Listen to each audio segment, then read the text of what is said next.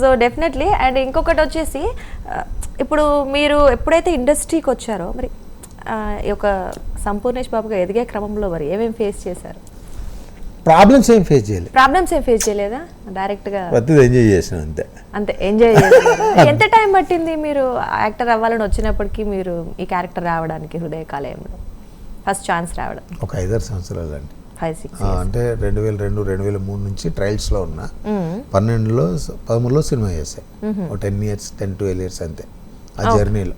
అంటే నేను ఫుల్ ప్లెగ్జ్గా చేయలేదు. మళ్ళీ నేను వెళ్ళి అప్పటికే నాకు షాపు, ఫ్యామిలీ, మళ్ళీ నేను చేసేది గోల్డ్ ఆభరణాలు కాబట్టి నేను అది కూడా చేస్తూనే ఉండేవాళ్ళు. 13లో మానేసా. ఓకే. సంపూర్ణేష్ బాబు అయిన తర్వాత 13లో మానేసా. మానేసిన తర్వాత మా బ్రదర్ చూసుకుంటాడు. అప్పుడు ఇంక నేను సినిమాల్లోకి వెళ్తున్నా, అది ఇది కస్టమర్కి తెలిస్తే మళ్ళీ వర్క్ రాకపోతే మళ్ళీ ప్రాబ్లం కదా. అట్లా దాన్ని మేనేజ్ చేస్తూ దీన్ని మేనేజ్ చేస్తూ చేసేవాళ్ళు. 2 పడవల మీద కాళ్ళు వచ్చారనుకోవచ్చా? అలాగే ఎందుకంటే నేను చేసే వృత్తి వేరు, అవును, నేను ట్రయల్స్ చేసేది కాబట్టి అంత ఈజీగా అందరూ అర్థం చేసుకోరు కదా. డెఫినెట్లీ అండి. అంటే అఫ్ కోర్స్ మంచి తీసుకునే వాళ్ళు ఉంటారు, నెగిటివ్ గా మాట్లాడే వాళ్ళు ఉంటారు కాబట్టి. మరి మీకు ఇలా ఏమైనా జరిగిందా? అంటే నెగిటివ్ ఎందుకు వెళ్ళడము, మీ ఫ్యామిలీ వాళ్ళు కానీ మీ ఫ్రెండ్స్? నేను అంటే ట్రయల్స్ చేసేటప్పుడు నాకు పెద్ద ప్రాబ్లం ఏం లేదు. నేను ఇట్లా హీరోగా చేస్తున్నా, ఇంకా షాపు ఇప్పుడు నేను నడిపేయలేను అనుకున్నప్పుడు మా మదర్ ఉంది, ఎందుకు ఆ షాప్ బాగా నడుస్తుంది కదా, అయినా నిన్ను హీరోగా ఎందుకు పెడతారు, మా వైఫ్ కూడా అనేది. అసలు మిమ్మల్ని హీరోగా అసలు ఆ థాట్ కూడా లేదు వాళ్ళకు. ఎప్పుడో సినిమాలు చూసే ఫ్యామిలీలు ఆలోచించండి, మిమ్మల్ని ఎందుకు పెట్టి హీరోగా చేస్తారంటే, లేదమ్మా ఇట్లా ఒక అవకాశం వచ్చింది, దాని గురించి ప్రయత్నిస్తానంటే ఇంకా సరే నెక్స్ట్ ఉంది. తనకు తెలుసు మనకు ఆ చిన్న స్పిరిట్ ఎక్కడో ఉంది. అదే ఒక చెయ్యాలని అయితే డెఫినెట్లీ అవకాశం వస్తే యూజ్ చేసుకుందాం అన్నట్టు ఉండింది. సో అంటే రిలీజ్ అయినాక ఎలా ఉండిందండి వాళ్ళది, మీ మూవీ రిలీజ్? షాక్ అండి వాళ్ళు. అయితే దానికి ముందు ఏంటంటే ఈ చార్య సంపూర్ణేష్ బాబు కాదని చిన్న కన్ఫ్యూజన్లో ఉన్నారు మా వాళ్ళందరూ. ఎందుకు అలాగా? అతను వేరు ఇతను వేరు అని.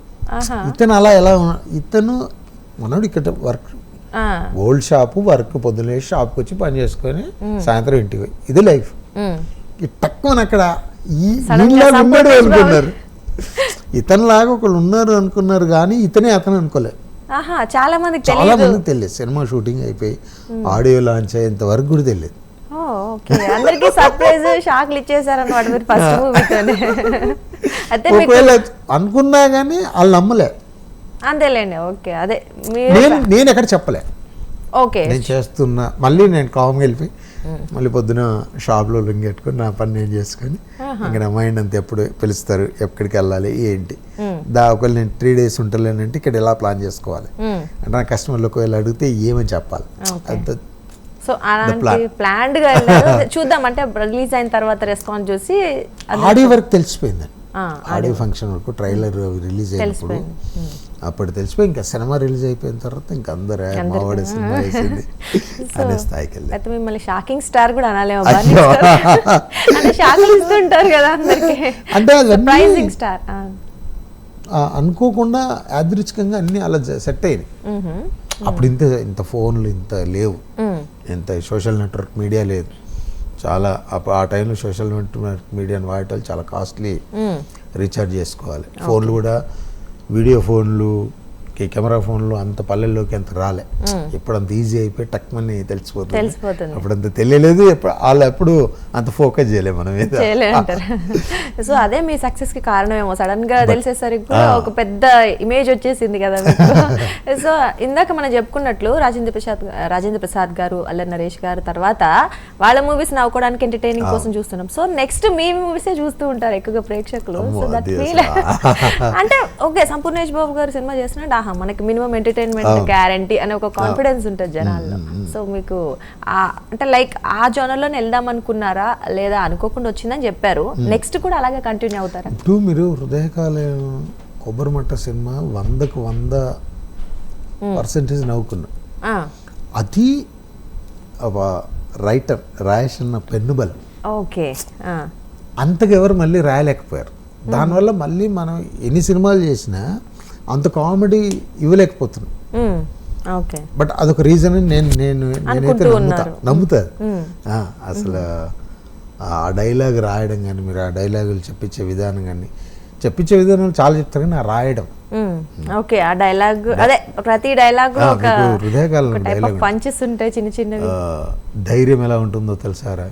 ఆ ధైర్యానికి భయం వేస్తే దిండు కింద నా ఫోటో పెట్టుకుని పడుకుంటా.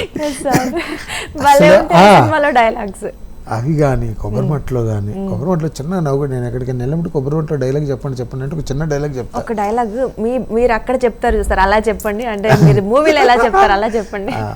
చూడమ్మా శారద, నువ్వు కాకిలో నలుపును చూస్తున్నా, నేను దాని రెట్టలో తెలుపును చూస్తాను, జీవితం కూడా అంతే.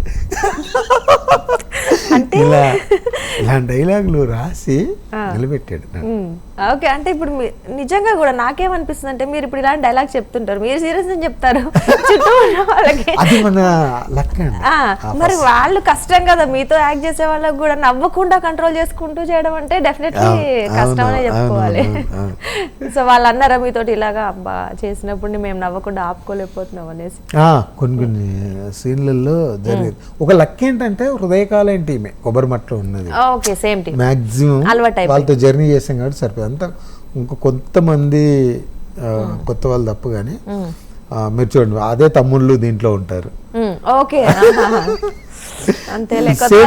కొంచెం ప్రాబ్లం కాలేదు. అక్కడక్కడ ఉన్నా కానీ వాళ్ళు కూడా భలే ఎంజాయ్ చేసేవాళ్ళు. ఎంజాయ్ చేస్తారు డెఫినెట్లీ. ఓకే, అది కూడా ఫన్నీగా ఉంటుంది కాబట్టి బాగా వెళ్తుంది.